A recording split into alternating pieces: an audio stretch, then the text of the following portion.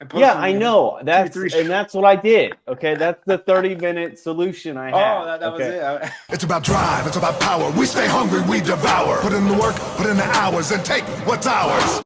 We're scratching the surface here on episode 98 or 99, whatever episode we are. We're almost to 100. We're coming down to the end of double-digit episodes. So, but you know what? Those ideas. Sometimes that's what it is, though, right? Just basic stuff is what we try and overcomplicate it, right? Sometimes we just gotta stick with the basics, and that's what works. Dude, it's I was for whatever reason, like I've just been struggling. I get on this podcast and I get all fired up and like get all motivational, and then like Friday comes and the podcast comes out and it's great, and then I'm looking for something to kind of work on. And last week I was on this kick of like, I'm just gonna do everything that I'm doing right now and just do it like better, right? Well, then I realized like I did everything that I needed to do to make it better in like literally 30 minutes. And I was like, fuck, like I'm back at problem A. And you get motivated by taking action. We do this podcast, you get pumped up. We always get pumped up. I'm jacked up before the episode. I'm jacked up when we're doing the episode. And I feel you. And then boom, we're done. Hey, this day we go kill it the day we do the episode. And then by Friday, you've kind of wound down and you need something else to keep going. But no, I feel you, right? Like we're talking about business ideas, and my kind of topic I was thinking too about speaking the truth and why we don't tell each other the truth or tell other people the truth and whatever it is. But I was having the kind of same thing too, because I'm like, I was looking, I'm wearing my Lions Not Sheep shirt, and I'm an ambassador, right? I have a discount code. If someone uses my code, I get commissions for it, right? Well, I haven't like promoted that at all. Same thing for First Form. I don't promote that hardly. I'm like, I have these avenues where I can really make somewhat passive income, right? Like by doing posts about them every week, and I can maybe generate some money. But I'm not doing that, right? Like it's there. I have a tool. Like, hey, use this. You can generate some extra money. So same thing. I'm like, man, what can I do to just kind of do better and use what I already have and start taking advantage of it. And it's one of those things like that. Like, man, we get pumped up, we do it, and then we just kind of forget about it. So and we were talking about getting more on the posts, not so much obviously a lot of my content there's no audio, me talking. So yeah, I mean, I think that's one of those things that I've started doing some short videos, just recording them. I haven't posted them yet, but on different topics, just to get more on camera and to get better at speaking and to do more, with what I have. And I think we do, for whatever reason, we lose that motivation. We got to keep doing things. And I think when we keep taking action and doing things, we feel better, we accomplish stuff, and then that's what keeps us going. But yeah, you're right. I mean, what can we do, what we're already doing, and just do it that much better? Definitely, you don't see it's not going to be a huge jump, but I mean, just even with my posting, I've gone up slowly but surely on subscribers on YouTube, and I've been posting more consistently. I wasn't just posting here and there. Now I've been posting almost like every day on YouTube, and my subscribers are going up shortly. Same thing on TikTok. Yeah, I'm not jumping up to 1,000 subscribers overnight, but hey, a couple every day or a couple every couple days is kind of cool seeing that go, being more consistent at doing something. Well, how do you expect anything to go viral if you don't ever post? You know what I mean? Like it's one of those things that, at least in my content journey, and I don't really want to get too much into content because I'm so engulfed in it. Oh my God. I'm on day 48 of a daily vlog, which is incredible. If you're listening to this, please go subscribe to my YouTube channel.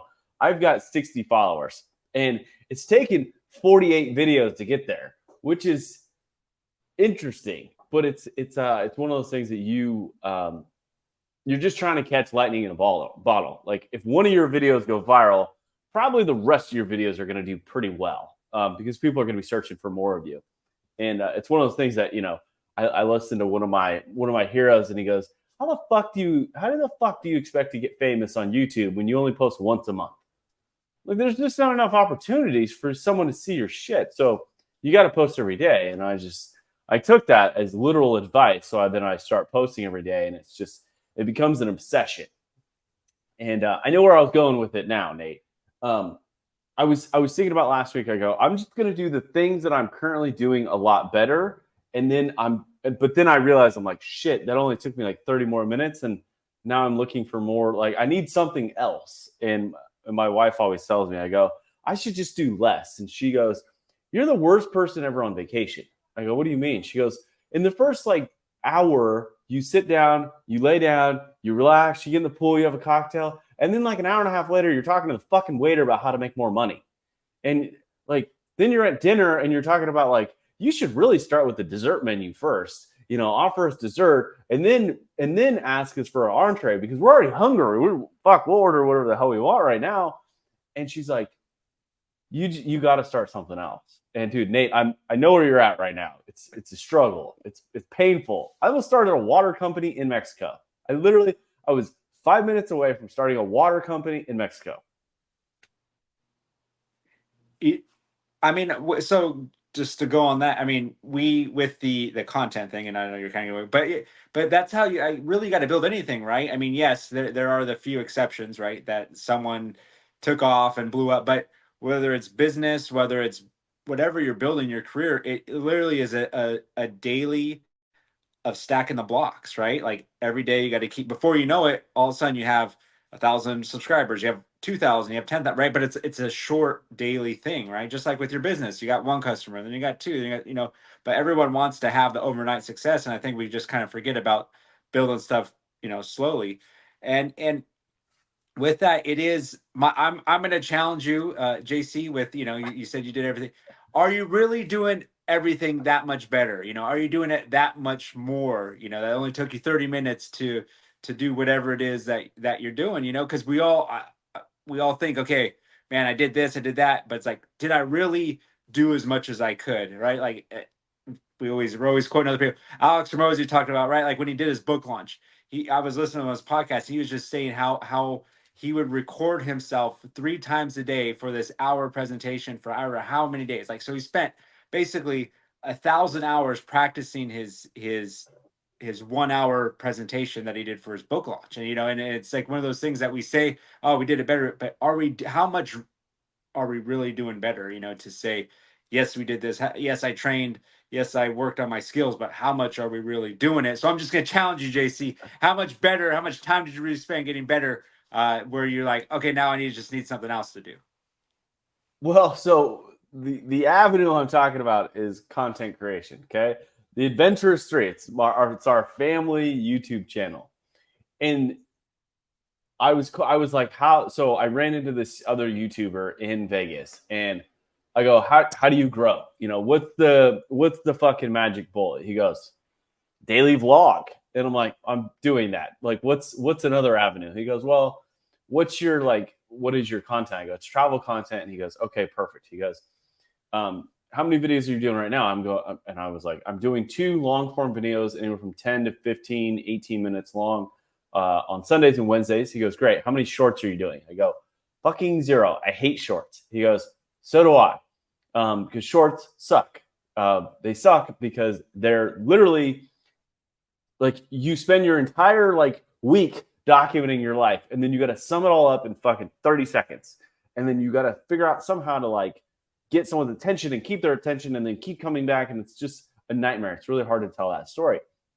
He goes, but listen, he goes, you have to post a short every single day. So Nate, I'm going to push back on you and say done is better than not done, right? It's chasing perfection is something in the, at least in the video world, like me creating like video content. If I was going to chase the perfect video and I was going to go the Alex Ramosi route and record the same video 1,000 fucking times, you and I wouldn't even be talking because my camera would be thrown in the fucking ocean. I would be absolutely losing my mind. So when I think about like, yes, I did 30 minutes of extra work, that's all it took. And could I hop in my Chinook or my scooter and start handing out flyers to gain the subscribers? Sure, I could do that. I probably should do that. But again, if it comes to that, I'm probably going to throw my camera into the ocean. And I don't want to throw my camera in the ocean. I like building and working on things. So that's my pushback. It's that would be my only rebuttal to that statement. I agree with you. I'm just saying I disagree with you. JC, I think you just answered your own question right there. You make we talk about it. You make your long form videos, and you're not cutting that video into shorts. Yeah, I know. That's what I did. Okay, that's the 30-minute solution I had. That was it. That was it. I literally, I go, all right, Kaylin, I'm gonna do it. She's like, what? I go, I'm gonna make some shorts. She goes, how are you gonna do that? I'm like, I'm gonna take the wide video and I'm gonna shrink it. And she's like, oh, okay. And they've actually done pretty good. So every video we do now, I take 30 minutes and make 3 shorts out of it. And then it's her responsibility to post them to Instagram and TikTok and Facebook, where I just continue to post on YouTube. So, all right. I'm gonna challenge you to do 2 shorts a day for a week. So you should have like 14 shorts going on YouTube. Nate, I'm producing a daily vlog every day. I don't like last night I finished up editing. So I finished up editing at 3:30 last night. And part of it was because we went to a barbecue with some friends here in Playa del Carmen, which was amazing. And I probably spent, I probably had too many beers or whatever. But I got done editing at 3:30 last night. I woke up at I think it was 9 o'clock this morning, and just feeling like shit. And I go, well, fuck. I got to create another daily vlog. Like, what? It immediately starts over. So I agree with you. I could probably do 14 shorts a week. I really could. And I probably should. It's one of those things, right? We talk about time, right? Time and effort and how much you want something. I really love long form content, and I really hate posting fucking shorts or Instagram reels or TikTok. I'm like a starving artist, right? Like, you see the artists on the fucking street and they refuse to sell their shit because they know it's just so good. And then 100 years later, their shit sells for millions of dollars, but they live dirt poor. Like, that's how I'm currently living. Okay. I'm not actually dirt poor, but I'm almost there. Yes, you're probably right. I should be doing more shorts, but the thing about it is this, I was bitching and complaining on my daily vlog a couple days ago about trying to find that next business and stuff. And I'm walking around thinking, vlogging, doing my little content creation thing. And I walked into this paint store, and the guy's talking to me, where are you from? What do you do? Oh, I film YouTube videos. And he looks at me and goes, can you make me a video? And I'm like, what? He goes, yeah, for my business, can you make me a video? Like, how much would it be? And I'm like, I'll just do it for free. And he's like, what? I go, I'll just do it for free. Like, let's see. Let's see if this is an avenue. And sure enough, yesterday we filmed out this entire video. It's 36 seconds, but I sent it to him today, and he's like, holy shit, I didn't know you were gonna make a movie. Like, I thought you were just gonna walk through my store and talk. And I'm like, well, no, it was fun to make it. So anyways, I don't know where I'm going with this, Nate, but it's I think I found my next business. That right there, content creator or videographer, it is in demand for businesses, and it's funny too. We want to talk about how what we were talking about earlier, overcomplicating it, right? So that business owner just thought you're gonna just do something real basic, right? Film, talk, right? And he would have been stoked about that. You blew his mind, right? Where he probably would have, whatever you threw out, I'll pay the $100. Probably could have charged him 500, right? Because he literally is like, no, dude, you made a movie. But it is one of those things where we almost get in our own mind because of our expectations and what we're thinking. Where I'm like, oh man, I'm gonna have to do this. The most basic thing he could have done would have still made them satisfied or even beyond satisfied. So it's one of those things where we sometimes we do it. We get in our own mind thinking we got to have the A through Z. We got to have all the sub point, everything to do this plan. Where it's just so simple of oh yeah, sure, I'll shoot a video and here you go. And yeah, it is one of those things. Dude, it was crazy. Literally an hour before that. So for the audience and everyone, this is one of my topics. It's about starting businesses. So I love starting service businesses. It's one of the things that I miss the most about traveling around the world. It's very difficult to start a fucking service business that it needs you in that area for an extended period of time. And anyway, so one of my most successful companies is this. I called it mailbox money because I used to paint literally paint mailboxes. And I don't know, I made a ton of money working very little, and it was fun. But I'm sitting there and I'm like, you know what would be really cool? Like I was, we used to have it in other countries and we have it in the United States, but I don't see it in Mexico, is delivering water. So when you show up to the airport, you can't drink the water, right? You got to buy water. You got to go to the grocery store. You got to buy water, and you can buy it in these fucking giant jugs, but they're heavy. They're cumbersome. It's not like it's around the grocery store is never right around the corner. So it's just, a lengthy walk. And I go, you know what? I'll get me one of those like tricycle bikes, and I'm going to make some flyers, okay, and go to the most busy part of Mexico and just say, I will deliver your water, right? And just get customers. I'm not looking for locals, but I'm looking for people who show up to an Airbnb, hotel, or whatever, and just need water, but they're not willing to like waste their time to go to the grocery store, get water, bring it back to their Airbnb, and divvy it up to other water bottles. Like I could just do that for them. And the idea was just to and then give away the business, in a week and a half when I leave this place. And I was super excited. And then literally I'm like, this is so dumb. Why am I going to build a water company? Like I don't live here. Like I can't pay taxes here. Like this is a nightmare. And then, I walked in that store. He's like, can you just make me a video? And I'm like, fuck, I can do that anywhere. It's weird. It's like, it's the energy you're putting out there in the world. And all of a sudden, someone is literally asking you to do something that you actually want to do, but are too nervous to ask them that. And they're like, just make a video. And I'm like, that's a lot of pressure, man. But that was funny. Man, no, I agree though with like and it's a lot of people might think it's silly, but that universe stuff, right? Like putting that energy out there, or whatever you want to call it, it is. I mean, it's talking, it's doing, and stuff will happen, and you gotta like almost be open to it too, right? Because you can easily just miss what was going on, like talking about doing one thing, all of a sudden someone asks you something else, and people nothing's ever coming out. Like you just literally got an opportunity right there, and you didn't take it. For a lot of people, they just don't realize things that happen. But man, I think that is one thing, that people won't do. They won't even take the time to start coming up with ideas, and I think that's the best thing. I started doing that, with like writing things down, using the notepad, just first start writing, then take it into action by recording the videos or whatever it is that I'm trying to do, or our podcast topics. Right, I actually took some time yesterday to write some stuff down to really feel like we're going to have on my end a more productive podcast. And I however many minutes we're in, I think we're not that our podcast ever bad, but man, I just feel like there's something extra to this one, just because I spent that 10 minutes last night writing and getting getting the brain flowing, and it's just flowing. And it's one of those things too, is like you got to do a little bit of something to build that momentum to get it going to the next level. So what's on your topic? No. What I want you to do is explain to the audience your business idea.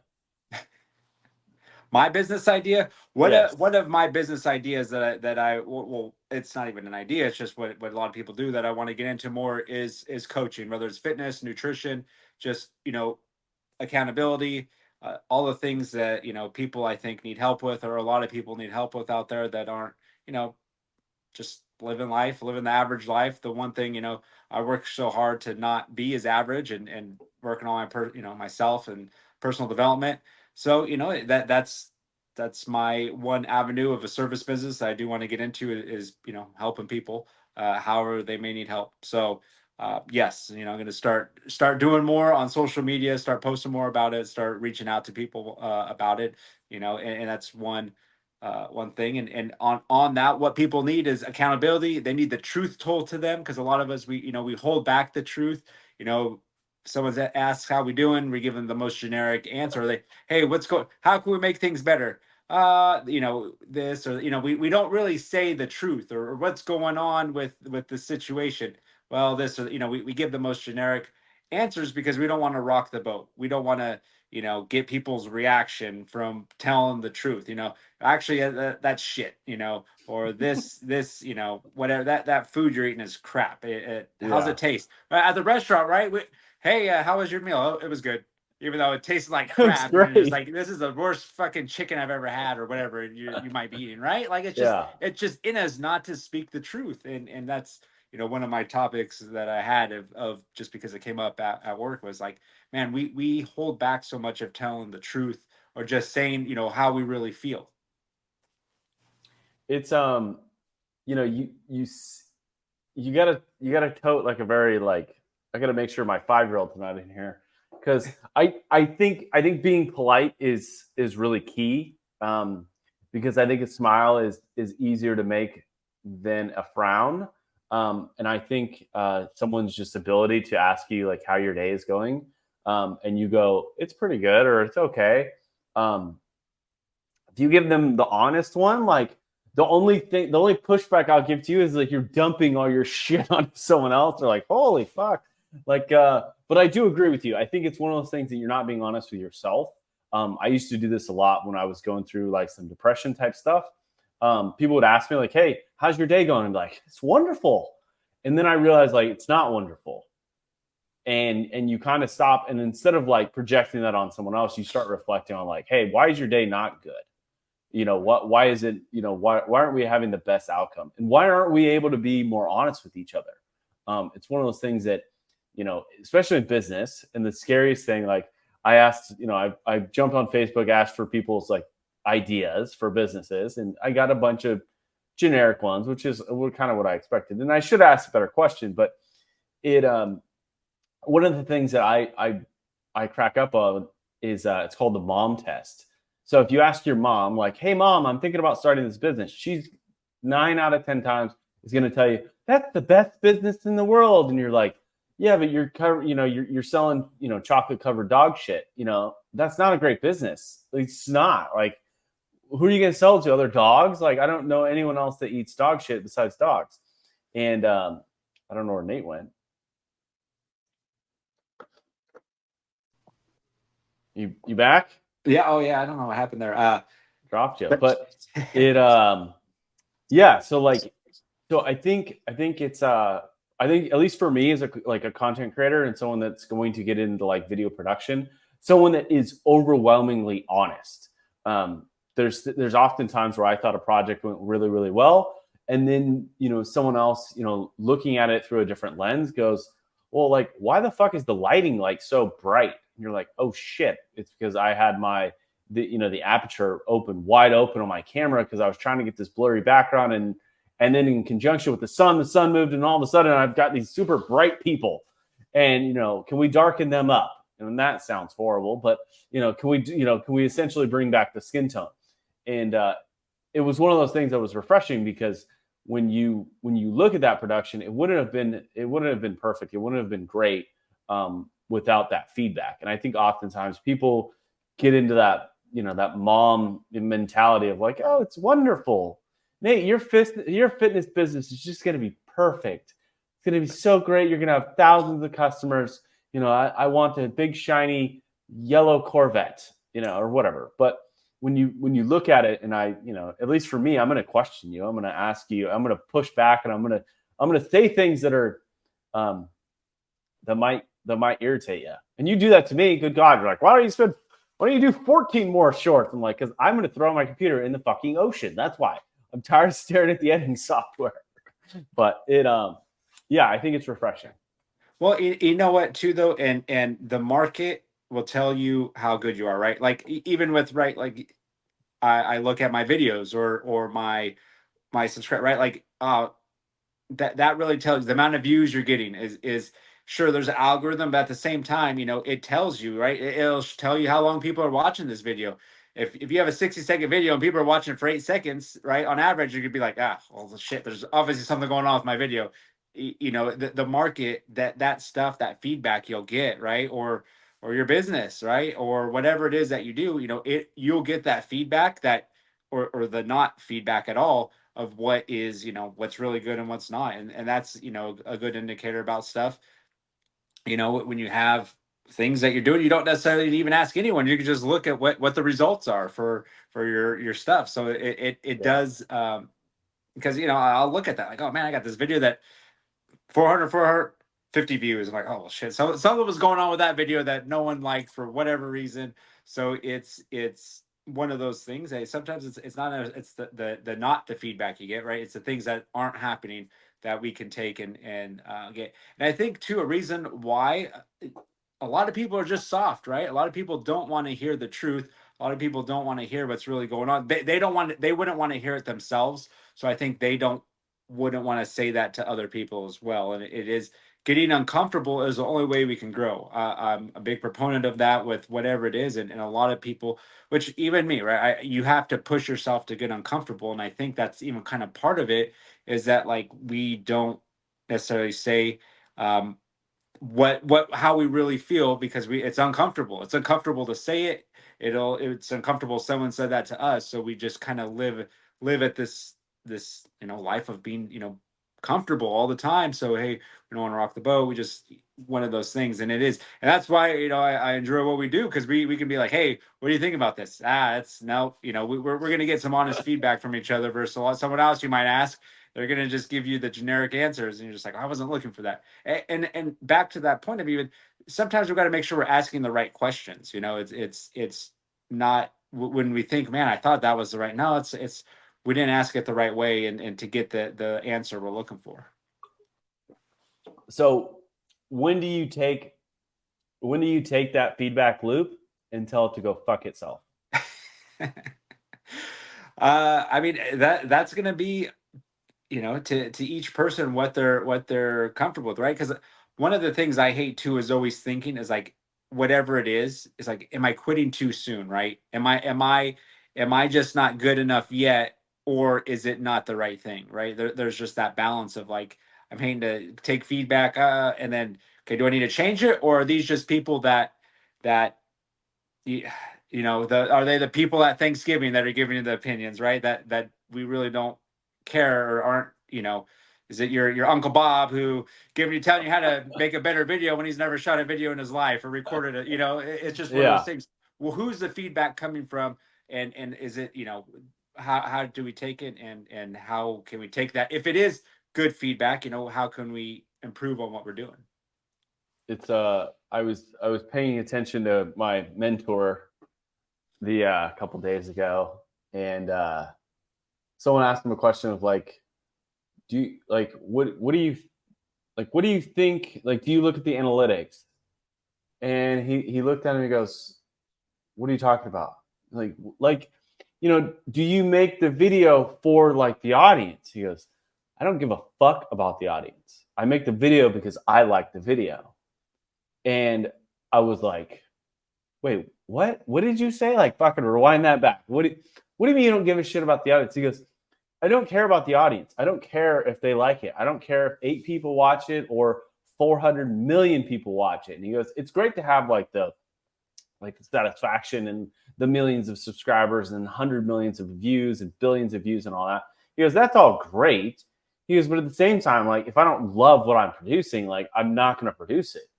Like, and I think that's one of the things that you got to be really careful on who you ask the feedback from. I used to get into the game of like asking the audience, like, what should we talk about? And people would be like, you should talk about women's, European tour golf. Well, we had one person that wanted to listen about that. The rest of the audience didn't give a shit about it. They didn't even know that was a thing. And all of a sudden we had this segment of like, European ladies golf, which I think is awesome. But no one cared. Like, no one gave a shit. And I think it's one of those things that you gotta be careful on who you listen to and also what analytics you're actually paying attention to. And it's one of those things that, the market definitely. If you're the salesperson on Las Vegas Boulevard or Fifth Avenue and you sound like everyone else, it's going to be really easy to tell you no. But if you got your own unique style, if you got a little salesy pitch to it, I think you can listen to the market. If no one's buying, well, you're probably doing something wrong. Definitely. I mean, you want to stand out with what it is, and that's, I mean, great advice from mentor. You want to do things right, whether it's your business, whether it's just posting. You want to do things. You're posting it for yourself because you enjoy it, because you enjoy this. You'll find your people that also enjoy it, and then they'll watch it. But I think that's a big part of a lot of people are making stuff not necessarily for that, right? For the algorithm. They're doing for the clicks, instead of doing something that they really enjoy, that they can really put, put their heart into, and they're making. Like, yeah, a lot of my videos, why do I make them? Because I like them. I enjoy it. I enjoy sharing the workouts I do, and that's, that's what I'm doing. And it's, for me, part of it is just the consistency of like, hey, boom, oh, hey, that Nate's at the gym again. Oh, yep, he's at the gym again. He's doing it. Yep, he's doing it again. And to just show that, like, it's that consistency. Of a lot of people don't have that, right? There's a lot of things in my, brand that I'm trying to build off of discipline and consistency, and bettering yourself. So it's, if you can keep, for me, I'm just keep showing that as much as I can. Well, and to be honest with you, like if you keep producing whatever you're producing, whatever your business, there is an audience out there. Okay. Because I came across an audience on TikTok that I have to share with you, Nate. Okay. And this immediately showed me, I go, whatever I'm doing right now, there's an audience for it. And you just got to be super patient. Okay. And the reason why I say that is because, have you ever heard of the plus size park hoppers? No. Okay. So it's these 4 women who are very plus, okay? Like plus, okay? Like they are big. But they go around and they shoot these videos of like them trying to squeeze into like the roller coaster seat, and they're like, nope, not this one.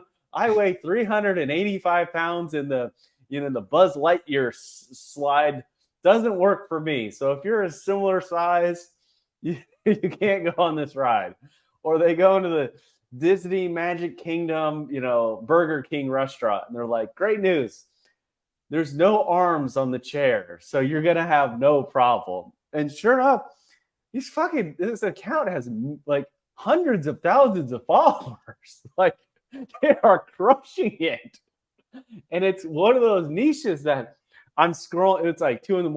I just got done editing. My wife rolls over and goes, what the fuck are you watching? And I go, I'm watching these plus sized women walk around Disneyland. It's amazing.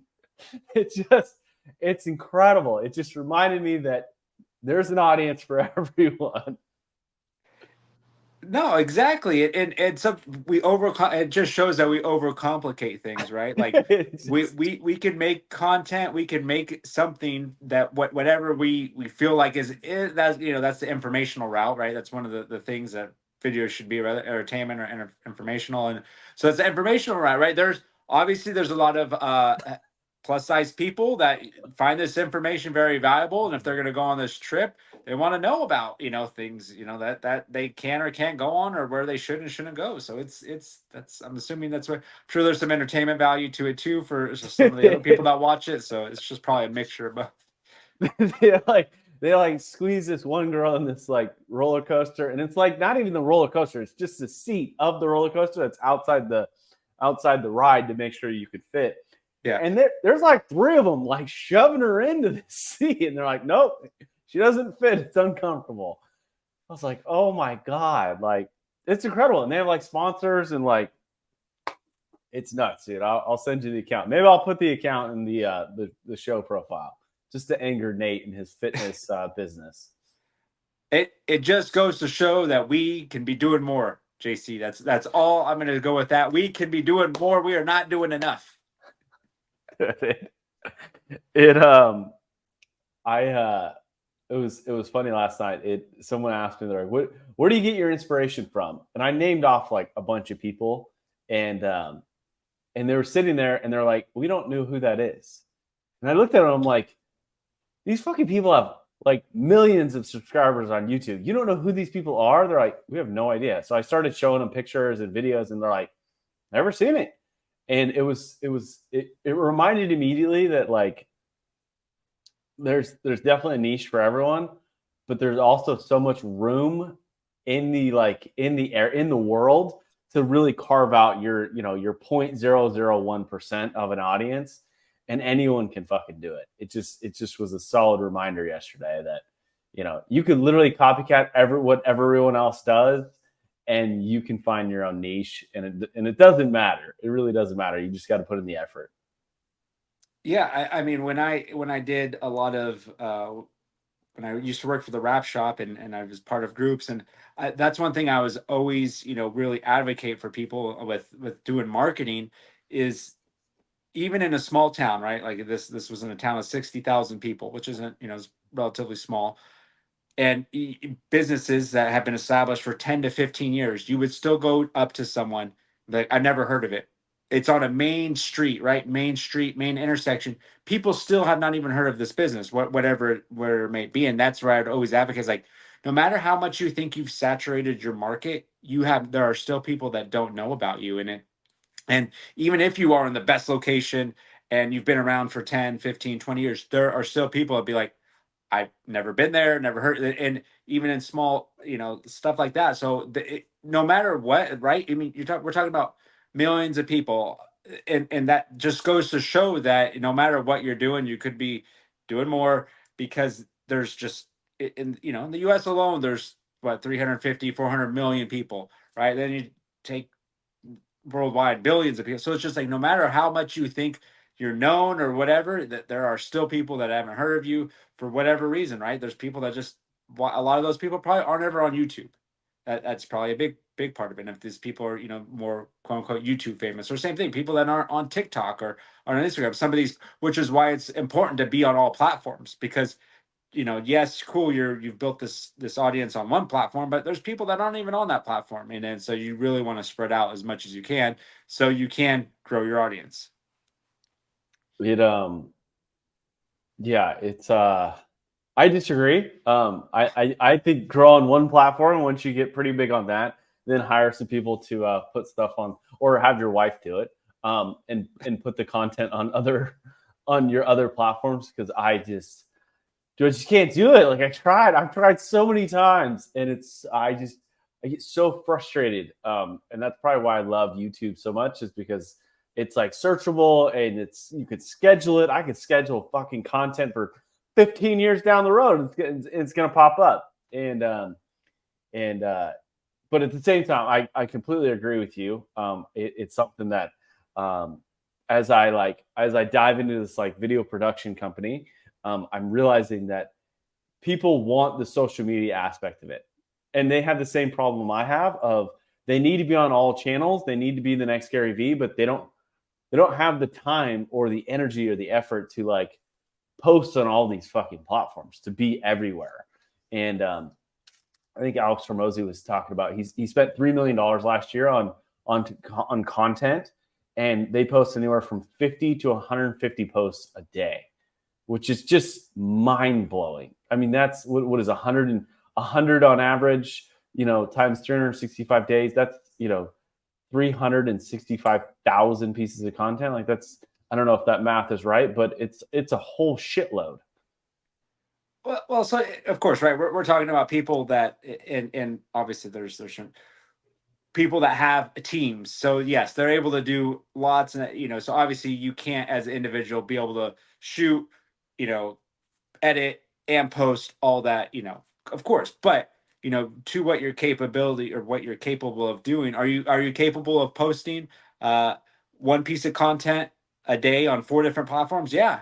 Or even two, like within your limits, and even then you push yourself, but sure, of course, once you can start having to afford a team, and you can do that kind of output. But I think in the meantime, you're still able to do things, and yeah, focusing on one platform I think is good as well. That's what I've done for the longest time, was on Instagram, and I've just really tried to branch out, because I think it's good to be YouTube is still, like you said, it's the best thing, and you just know is it's searchable, it's there for years, and it's even your old stuff can still be viewed, and it is. We're on Instagram, or no one's going all the way to your old post to see what you posted about, so it's really what daily, maybe a couple days, because it'll still put stuff posts from a couple days ago on the feed, but yeah, stuff that's going to be there for a long time, YouTube is still great for that.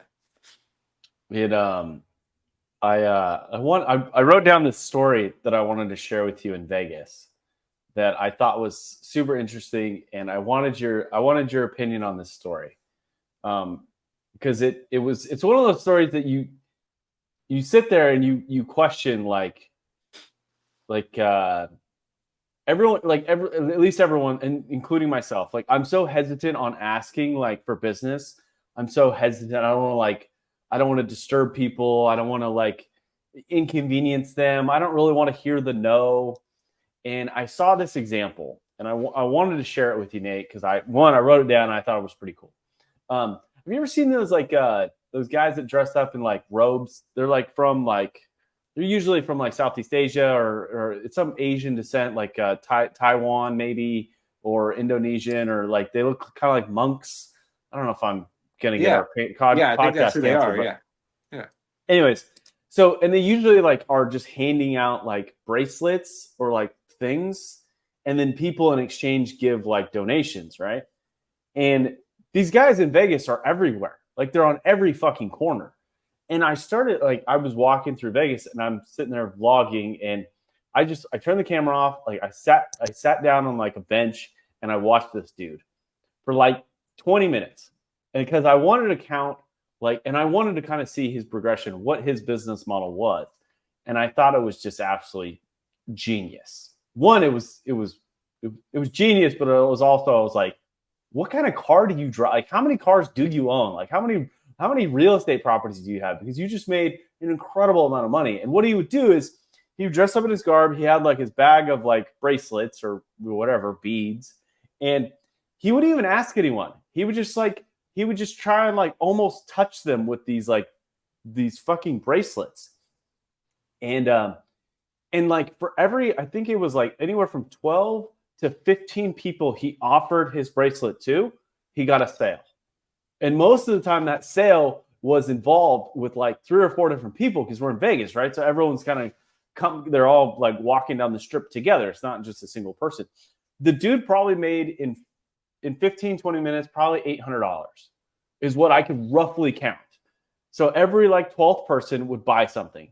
And he didn't speak, okay? He didn't tell them a dollar amount.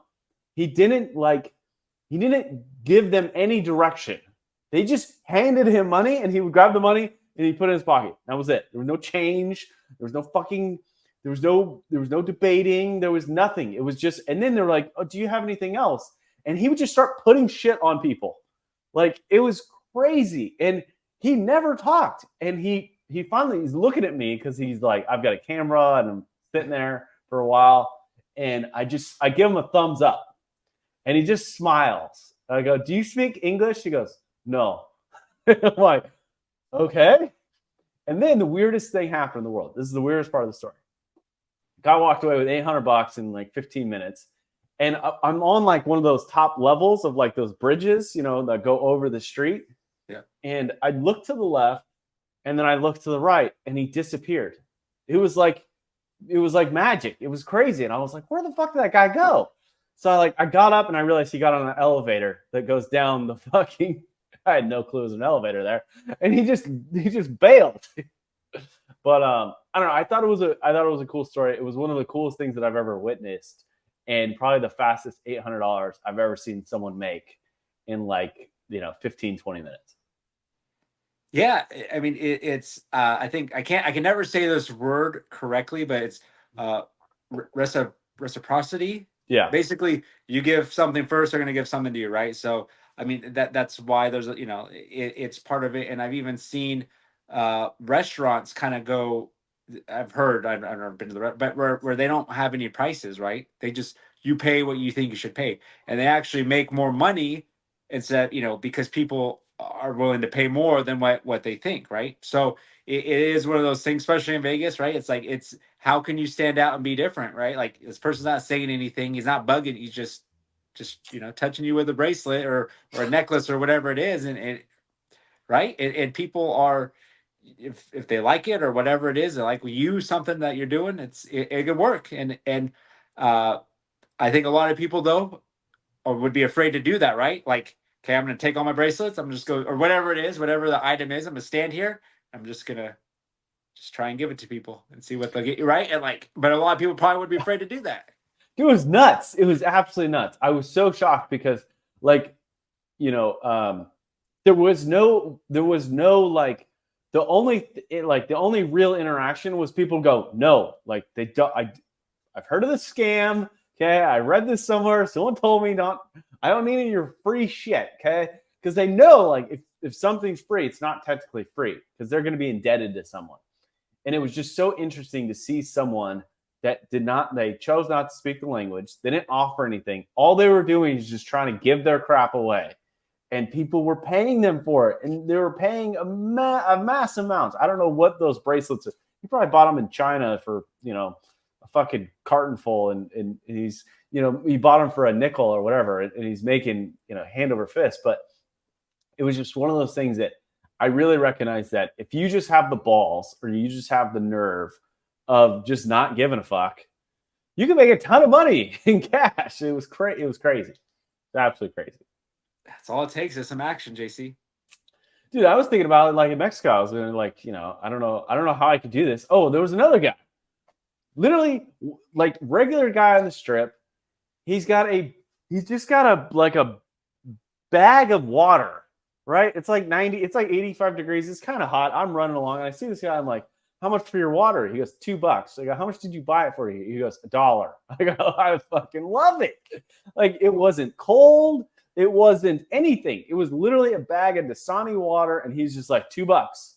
And he sat there and sold the whole thing and made probably, I don't know, $40 in a matter of like, 15, 20 minutes. And I was just like, holy shit, man. Like this is awesome. Alex Ramosi, sorry, we've brought him up so many times. He talked about this, right? Where he got it from a professor, I think, was saying, or someone was saying it basically.